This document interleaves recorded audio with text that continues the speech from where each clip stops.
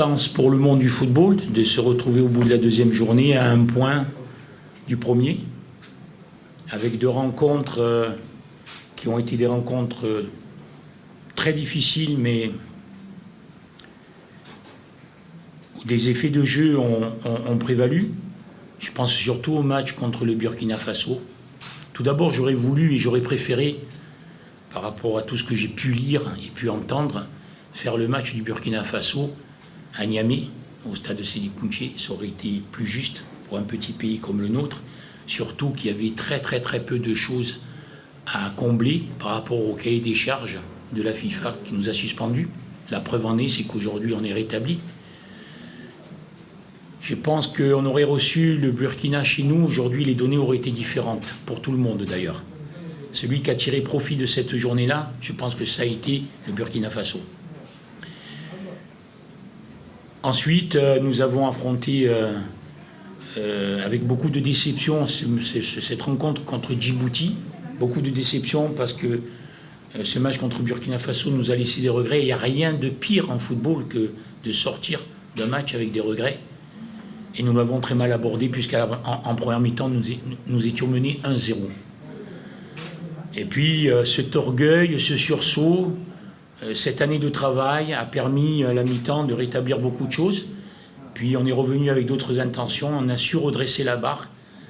C'était pas évident du tout parce que nous étions quand même condamnés à battre cette équipe de Djibouti. Et en plus, il ne nous restait plus que 45 minutes avec un handicap puisque nous étions menés 1-0. Nous l'avons fait. Je suis très fier par rapport à mes joueurs.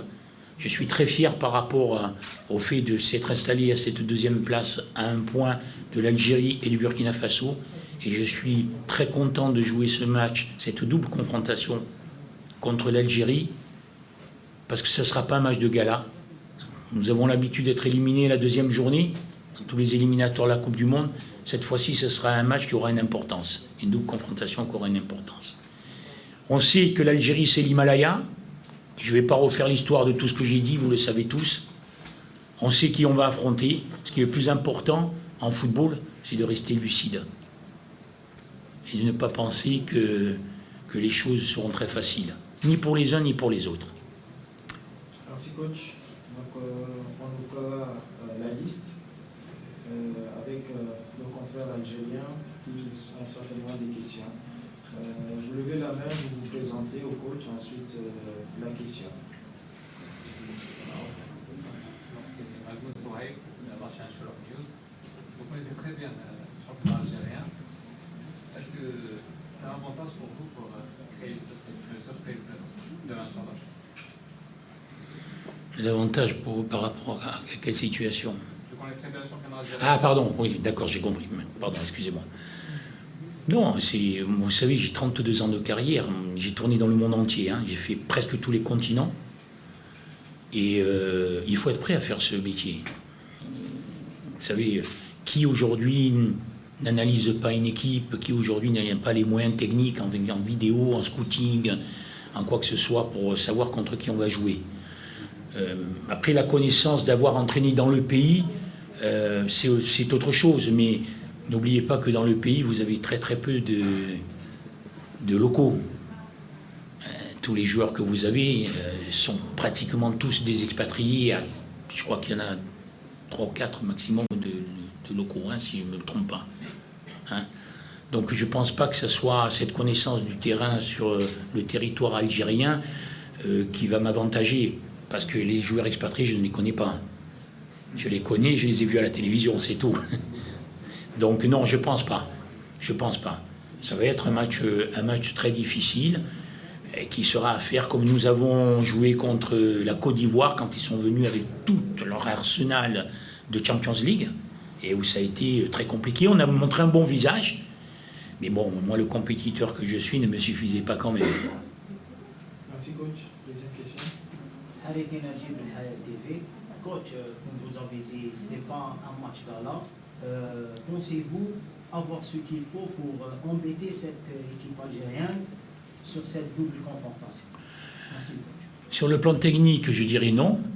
Sur le plan des hommes, je pense que oui. Mes joueurs ont de l'orgueil, mes joueurs ne viennent pas en victime expéditoire, et mes joueurs vont tout faire pour montrer le meilleur visage. à partir du moment où on a déjà cette qualité-là, je pense qu'on va pouvoir défendre le drapeau de l'équipe nationale comme il faut. Après, il faut être raisonnable. Nous n'avons pas les mêmes éléments, nous n'avons pas les mêmes compétitions. Nos joueurs sont certes dans des clubs et africains surtout. Quand ils sont européens, nous n'en avons qu'un qui fait une Champions League mais qui n'est pas qualifié parce qu'il vient à peine de signer. Donc vous voyez la dimension, les écarts de compétition, je parle surtout, qui puissent exister entre les uns et les autres. Je pense que si nous faisons un bon résultat demain, ça sera dû véritablement à notre investissement, au cœur et puis à notre solidarité. Si on le fait. Si on ne le fait pas, il va falloir montrer quand même un bon visage et ne pas sombrer contre cette équipe d'Algérie non plus, comme a pu le faire Djibouti. Merci coach. La troisième. Est-ce que c'est évident pour un entraîneur ou pour un groupe de préparer 2 matchs qui sont aussi proches et face au même adversaire? Je vous remercie de votre question parce qu'elle va...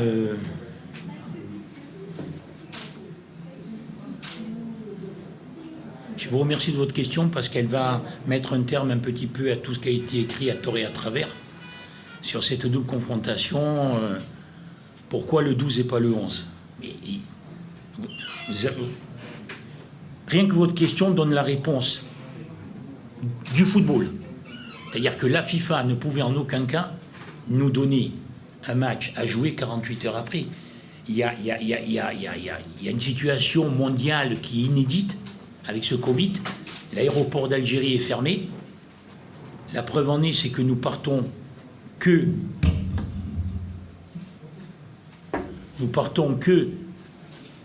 le lendemain du match et on va jouer 48 heures après, en jouant que le 12.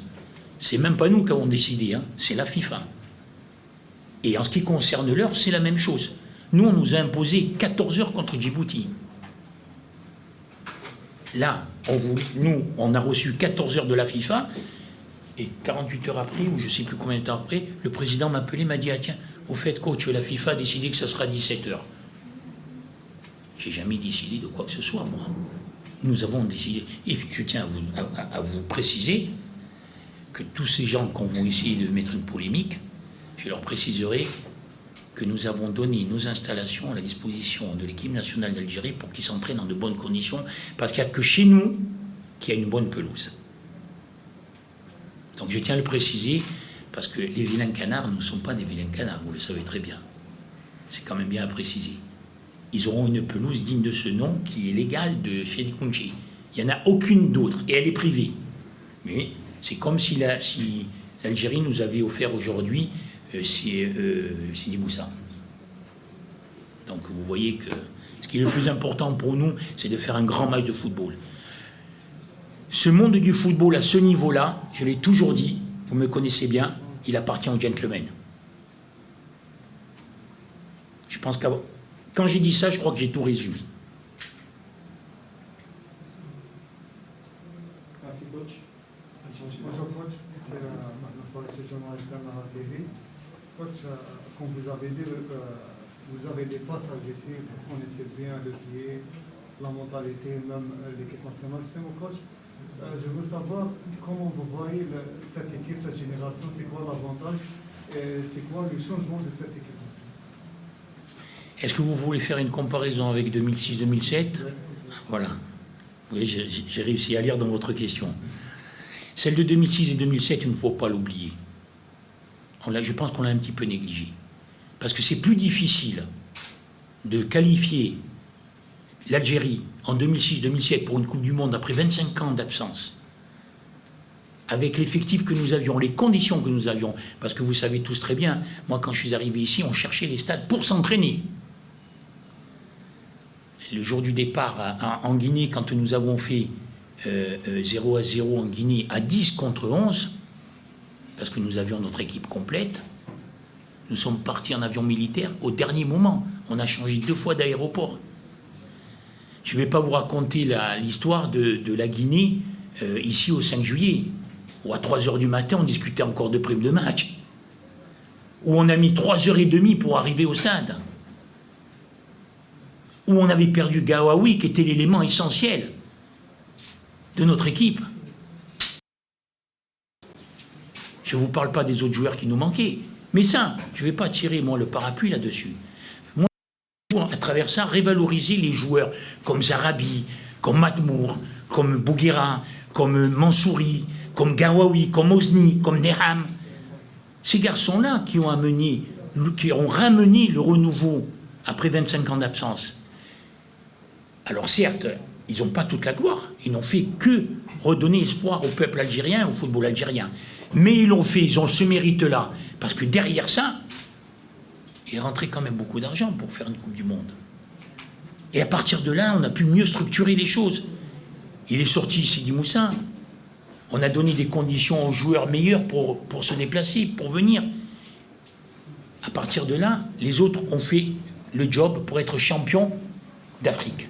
Mais il était anormal, depuis 2008, qu'on gagne, vous voyez, je suis toujours là-dedans, une Coupe d'Afrique 12 ans après, ou 14 ans après.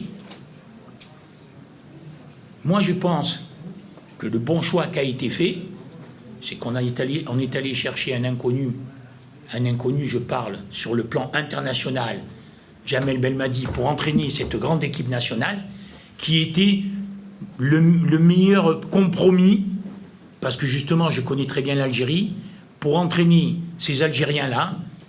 Il avait été sélectionné, il a joué avec ces garçons, il avait joué en Europe, il commençait à faire ses premiers pas comme entraîneur au Qatar, et en même temps, il connaissait bien les mentalités et la fédération. Donc tout ça, ensuite, eux ont le mérite d'avoir amené ce titre-là, et aujourd'hui, c'est extraordinaire ce que vit l'Algérie. Pratiquement 30 victoires, on va arrondir, 30 matchs sans défaite sur le plan international, avec l'Italie qui avait fait ça. Donc maintenant, elle est même capable de battre l'Italie. Donc c'est extraordinaire, c'est très beau. Voilà cette génération-là, ce qu'elle a su amener maintenant. Mais celle de 2006, 2007, 2008, ne l'oubliez jamais. Parce que depuis, regardez, l'Algérie n'est plus redescendue. Hein. Voilà, donc c'est ça, moi, que je voulais exprimer. Et maintenant, je vais même vous rajouter autre chose, puisque nous sommes un petit peu là, en mode d'amitié, je dirais, de convivialité en même temps. L'Argentine, le Brésil, c'est pas moi qui les ai choisis. Hein. Par contre, ce qu'il faut que vous sachiez, c'est que mes joueurs, quand ils commençaient à revenir, parce que n'oubliez jamais que mon premier match, je l'ai fait contre le Soudan, avec que des locaux, devant 500 spectateurs. Que des locaux j'ai eu, hein. Plus personne ne voulait venir. Quand nous avons fait ce match contre l'Argentine et le Brésil, je vais vous expliquer ce qui s'est passé. Quand j'étais cherché en Allemagne, en France, en Angleterre, quelques joueurs pour revenir, tous les joueurs me disaient, coach, nous on en a marre de jouer contre les équipes africaines en FIFA. On voudrait passer un palier. On connaît que le continent africain. Et on nous demande de nous qualifier pour les Coupes du Monde. La réflexion était bonne. Elle était importante. Donc je me suis dit, tiens, ils sont quand même intéressés, ces joueurs-là. Ils sont intéressés par ce qu'ils veulent faire. Ils veulent avoir une ligne de conduite. J'ai dit, ok. J'ai dit, avec les connaissances que j'ai, je vais peut-être trouver. Je vous dis franchement, j'ai cherché le Luxembourg ou la Suisse, hein, à cette époque. Et il est tombé un fax à la fédération, on m'a appelé, ils m'ont dit, voilà la proposition que nous avons. Nous avons l'Argentine. C'était dur, hein, mais il fallait faire un choix. J'ai fait le choix, c'est vrai. Mais pourquoi? Parce que ça faisait déjà 18 mois que j'avais l'équipe nationale. On avait été premier, on était toujours premier à ce moment-là, du groupe. Et on a commencé premier, et jusqu'à l'avant-dernière journée, nous étions premiers jusqu'à la dernière journée. On est coiffé sur le fil. L'équipe était prête. On commençait à être prêt. On a fait 3 matchs au 5 juillet devant 80 000 spectateurs. J'ai commencé avec 500 spectateurs. Mais pourquoi? Parce qu'à un moment donné, nous étions prêts, nous avons fait ce match au bon moment, les joueurs ont été au niveau de l'événement, puisqu'à la mi-temps on menait quand même. À partir de là, tout le monde a commencé à prendre confiance. Là, mon téléphone sonnait tous les jours. Je trouvais des Algériens dans le monde entier, alors que j'avais mis 18 mois à aller chercher une équipe. Et tout le monde avait son fils qui jouait en Champions League. Les agents en avaient 2 ou 3. Il y avait des joueurs qui sortaient de pays que je ne savais même pas. Personne ne savait. Un jour, on a fait une réunion à la fédération, on a dit, mais d'où sortent tous ces joueurs? Ça, c'est l'Argentine. Donc, ça a été un bon choix, finalement. Ça a été un bon choix. Voilà. Voilà la vraie vérité de ces deux matchs contre le Brésil. Contre le Brésil, je vais vous dire même mieux. C'est la fédération, quand elle me pose la question, il tombe le Brésil, moi, je ne veux pas jouer contre le Brésil. Vous savez pourquoi je ne veux pas jouer contre le Brésil? Mais tout simplement parce que nous sommes en vacances depuis un mois. Et j'avais peur de salir le groupe, de salir l'image de l'Algérie. J'ai dit, mais vous vous rendez compte, eux venaient de faire une compétition pour être champions sud-américains. Et ils ont été champions sud-américains quand on les a joués. C'est compliqué de prendre une décision comme ça. Ouais, mais vous comprenez, M. Cavalier, on a pris l'Argentine, on ne peut pas refuser le Brésil. Eh bien, j'ai dit, allez, on y va. Hein. Voilà, et il s'est avéré qu'on s'en est très bien sorti. Voilà exactement la vraie vérité de l'histoire de 2006-2007, et c'est celle qui a amené la Coupe du Monde de 2008. Voilà. Voilà, messieurs. Merci, coach. Question. Oui. Abdelaziz Issaka, télévision nationale du Niger. Il faut croire que vous êtes un constructeur d'équipe. Je me rappelle l'anecdote que vous venez de faire. Vous êtes au Niger sur cette lancée-là. Construire une équipe, donner au Niger qui avait une génération vieillissante de joueurs, une équipe capable de la représenter dignement partout, comme en Algérie pour le 8. Aujourd'hui, ces jeunes-là, qu'est-ce que rencontrer l'Algérie peut leur apporter dans votre projet? Très bien, c'est une question qui mérite réponse, parce que c'est l'espoir pour moi, l'avenir, la jeunesse, c'est le futur du monde. Oui, ces matchs-là, moi jouer l'Algérie aujourd'hui avec le Niger, me rappelle jouer l'Argentine et le Brésil avec l'Algérie à cette époque-là. Ça a la même signification. Si on arrive à réussir nos matchs, peut-être qu'un jour on deviendra l'Algérie. Voilà, donc ce sont véritablement les vraies vérités du football, le terrain. Le terrain. Maintenant, est-ce que nous sommes prêts à jouer l'Algérie aujourd'hui? On aura la réponse dans les 48 heures. On a tout juste un an d'existence, et on a surtout une deuxième phase de travail qui est là depuis 6 mois. Et nous n'avons pas fait la même canne, puisque nous avons été éliminés. Mais nous avons rajeuni l'équipe, et nous avons eu quand même pas mal de résultats ces derniers temps. Comme par exemple, je citerai le match nul à Madagascar, qui était quand même une référence sur ces dernières années, puisqu'à la dernière CAN, elle avait fait un quart de finale. Voilà. On espère en tous les cas que votre question soit prémonitoire. Oui. Merci, coach. Mon collègue, officier média de la Fédération de... Bien sûr, que je connais. Bonsoir, coach. D'abord, soyez les bienvenus. J'espère que votre séjour se passe bien, les conditions de travail également.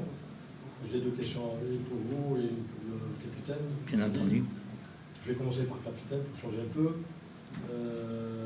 Gardien de but, grosse responsabilité. Vous avez joué contre l'équipe qui, sur le plan offensif, a beaucoup d'arguments. Alors, comment vous préparez un peu ce match-là, vous en tant que capitaine et gardien, mais surtout avec l'ensemble de la défense et toute l'équipe, parce que je suppose que c'est tout le travail d'équipe qui va être sollicité lors de ce match. Attention, on te demande comment on va jouer tactiquement. Hein. Je ne suis pas dans ça. Non, je dis pas. Bonsoir. Et merci d'avoir me donné cette opportunité. Et voilà, nous allons jouer contre l'Algérie. C'est une grande nation du football reconnue mondialement. Et ils sont champions d'Afrique. Et là, nous sommes conscients, moi et mes joueurs, nous sommes conscients de ce qui nous attend. Nous savons très bien que ça ne va pas être facile. Ça va être un match dur. Et pour ça, nous sommes vraiment bien préparés.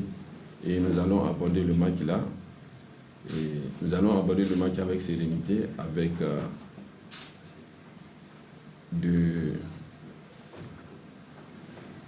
courage, de la concentration et vraiment pour faire un super match. Inch'Allah. Je me retourne vers vous, coach. Ce matin, j'étais à côté du coach national algérien. On a beaucoup loué votre travail. On a parlé de cohérence, de travail méthodique, etc. Est-ce que vous pouvez nous parler, sans aller dans le pratique, mais sur le travail que vous êtes en train de mener au sein de cette équipe qui est en construction, justement, et je rejoins le collègue nigérien. Si vous pouvez nous parler un petit peu sur ce que vous êtes en train de faire, parce que je sais que le match de l'Algérie, ce n'est qu'une étape dans cette phase de construction. Bien entendu, c'est vrai. Ben, pour vous résumer, moi, quand je suis arrivé, j'ai trouvé une équipe avec beaucoup d'individualité, d'abord, qui n'avait pas de plan de jeu, qui jouait un football assez direct. Donc, quand on n'a pas de plan de jeu, donc ça va de soi, mais surtout qui était vieillissante. Et comme le colonel-major, notre président, est un visionnaire. Et puis c'est surtout quelqu'un qui a la tête sur les épaules. Il sait très bien qu'on ne peut pas construire une équipe en un coup de baguette magique comme ça, en une année ou deux, et ça ne l'intéresse même pas. Lui, ce qui l'intéressait, c'est la prochaine CHAN, et c'est la prochaine CAN. Là, il veut y être, absolument. Et en même temps, il est évident que on construit, mais il faut qu'on donne de l'espoir. Donc il nous faut aussi quelques résultats. Il faut montrer un petit peu de possibilités en même temps. Voilà, donc qu'est-ce qu'on a fait? Dans un premier temps, ce qui nous a retardé, je pense, un petit peu, ça a été ce match contre l'Éthiopie. Parce que nous étions pratiquement éliminés, on a gagné l'Éthiopie, on a été obligé de continuer un petit peu. Parce qu'on est revenu à un point un petit peu de la même façon.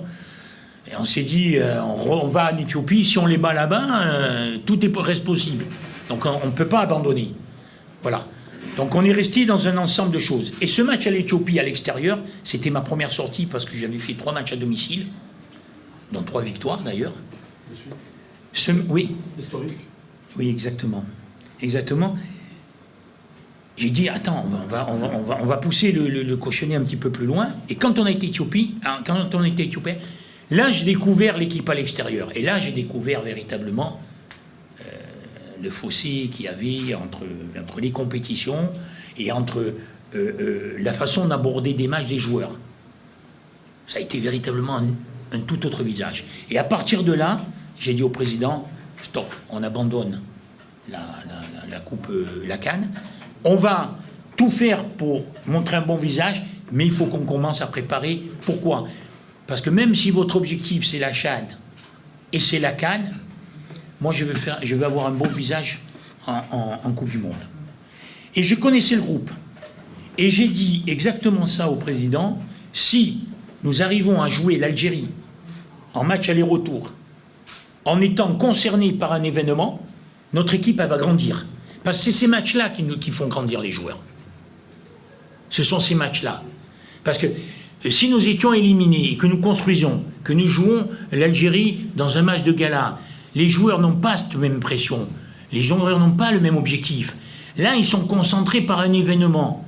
Moi, je leur laisse dans leur rêve. Moi, je les ai mis dans les conditions pour qu'ils aient une sérénité totale. On ne va pas gagner la Coupe du Monde, nous, on le sait. Mais je les laisse dans leur rêve pour pouvoir s'exprimer. Cette insouciance, vous voyez, cet espoir, c'est ça qui va mener peut-être ce plus par rapport à l'Algérie qu'à la pression. Parce que vous savez très bien que l'Algérie, elle n'a pas le droit de perdre un point contre nous. Hein. Parce que c'est... Voilà, quand le résultat du Burkina Faso trouble un petit peu, même si pour moi, il n'y aura pas photo à la sortie. Hein. Voilà. Donc, ce qui a été le plus important, c'était de rajeunir un petit peu l'équipe, mais de la rajeunir avec les qualités. Parce que parfois, on veut rajeunir des équipes sans qualité, en disant, bon, on va effacer cela pour mettre d'autres. Ça ne sert à rien. Donc, on a pris le temps de bien...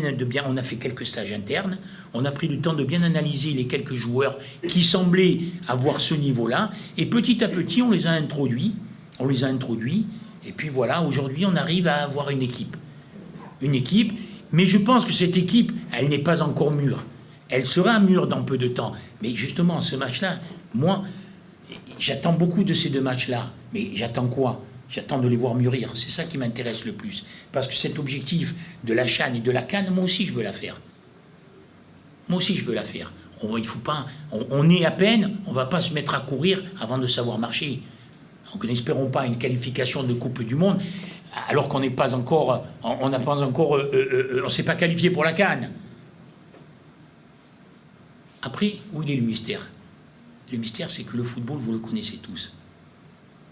À un moment donné, il y a une chance sur 1000 qui existe, passer comme ça. Et moi, j'ai payé cash contre la Guinée.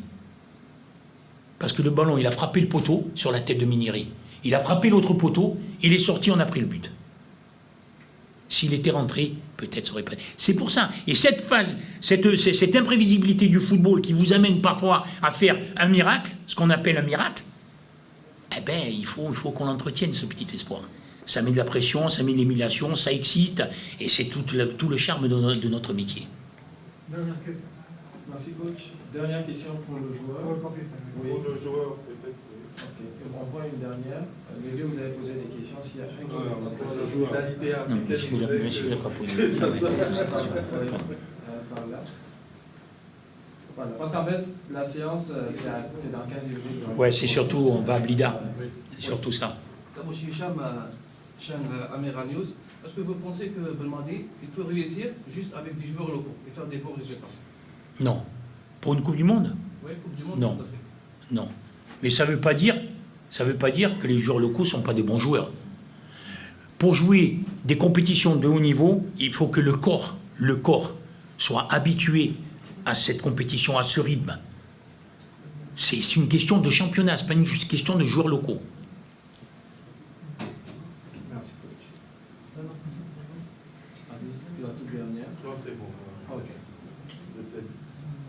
Voilà pour la... Ok, la toute dernière. Madame, pas de question pour vous? Ok, la toute dernière. Vous allez profiter de l'absence de Jean Besnay et de C'est à moi de poser la question? Non, posez plutôt la question au capitaine, c'est la dernière question. Voilà, vous allez jouer le championnat d'Afrique sûrement avec des stars comme Riyad Mahrez, Youssef Belaïli, Rahma. Est-ce que ça donne une dose de plus de motivation où vous allez jouer le match contre Oui, merci. Et je pense bien que voilà l'équipe algérienne qui a des potentialités, des individualités et la collectivité. Et je l'ai bien dit que ça ne va pas être facile pour nous, donc ça va être un match difficile. Et c'est le genre de match qu'on veut même jouer, comme l'a dit le coach. C'est le genre de match qu'on veut vraiment se montrer et montrer au monde entier que le Niger aussi vraiment progresse et petit à petit. Et nous allons donner vraiment le meilleur de nous-mêmes pour faire vraiment un très bon match, Inch'Allah. Merci Daouda. Merci coach. Merci à tous. Merci à tous de votre présence. Je reste à votre disposition encore 5 minutes, le temps que le coach et le capitaine se retirent. Merci coach. Merci. إذا مشاهدينا الكرام كانت هذه الندوة الصحفية لمدرب منتخب